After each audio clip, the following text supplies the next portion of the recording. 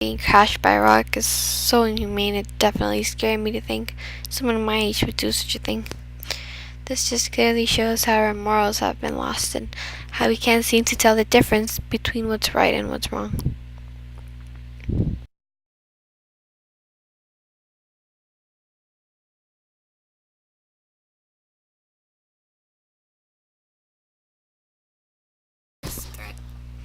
Not only was I terrified of what he was capable of doing next, but really felt life threatened. You know, when there was a part when he created his own little tribe and left with what you could call a couple of followers, maybe. I got scared they would create some plan against those who stayed put in the island, and then just hunt, kill, and eat us.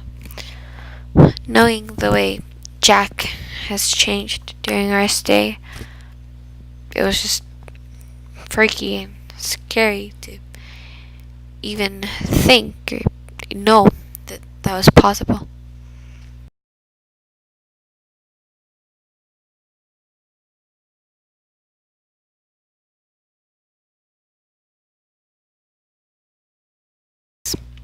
Though I sort of lost hope when nobody came and the kids weren't helping out.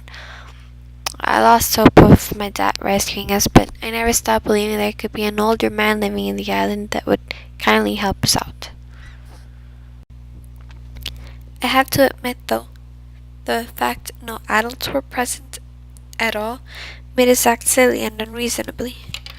I know for sure if an adult would have been there, nor Simon or Piggy would have died, and we sure wouldn't ended up as messed up as we did.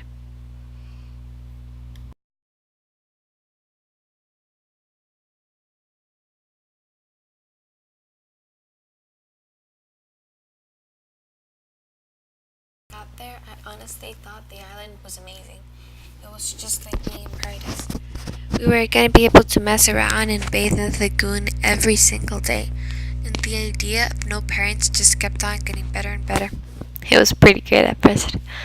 I was pretty confident my dad, who's on the Navy, would come for me, and so we would be taken home soon. So I just tried to enjoy the moment and live with it. I mean, it wasn't like we could go back in time or something.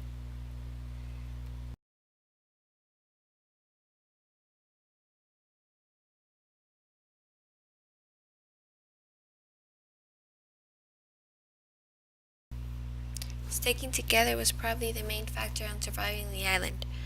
Following the rules that were created when the conch was found so we could maintain order was pretty important as well, since it helped us maintain civilization. Not following Jack was pretty much key too. I admired him though, I had to admit that, but I never really did follow him, and I think it was best that I didn't.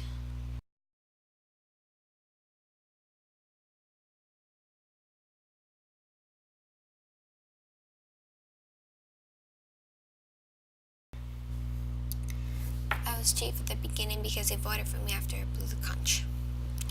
I was chief at the beginning because they voted for me after I blew the conch. I was okay with that, though I think Jack wanted more responsibility than I did. I decided to let him create his type of tribe with the choir boys, and that made him pretty happy. I think. I hope.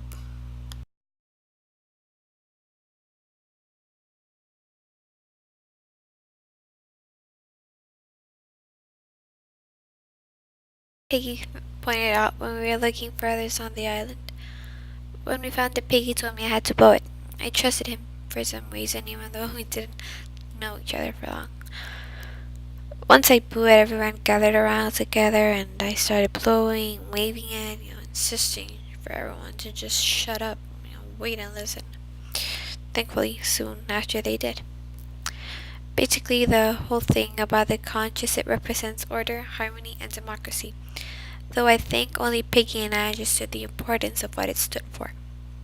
Later on, we started developing rules to go along with the conch, like only the person who had the conch in their hands could speak, and only Jack could interrupt. Anyhow, let's move on to something else.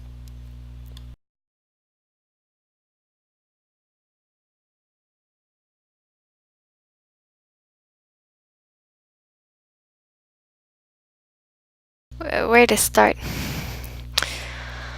Okay, well, remember what I said about Jack and how I felt threatened by him? Well, at the beginning, things weren't that way. I used to admire Jack and made fun of Piggy with him. I didn't even want Piggy to know my real name. I also used to think my dad was gonna come from us since, he's in the Navy and all. Soon after, I started to drift apart from Jack and all the rudeness that came along with him. Piggy and I started to get along better and spent more time together.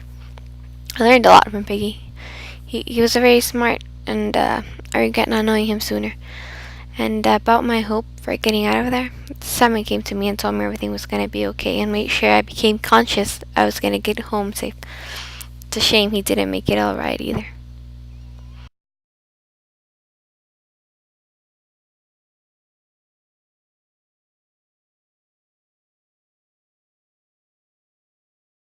The beast was something the rest of the boys had in their mind. At first, I believed it in myself. I even went looking for it with Jack one afternoon, and we actually saw something which we in the moment believed was a beast. But it just ended up being part of parachute. One afternoon with Piggy, we were just resting, I guess, chatting, and came to the conclusion that the beast didn't actually exist, and it was only our imaginations creating evil inside our minds.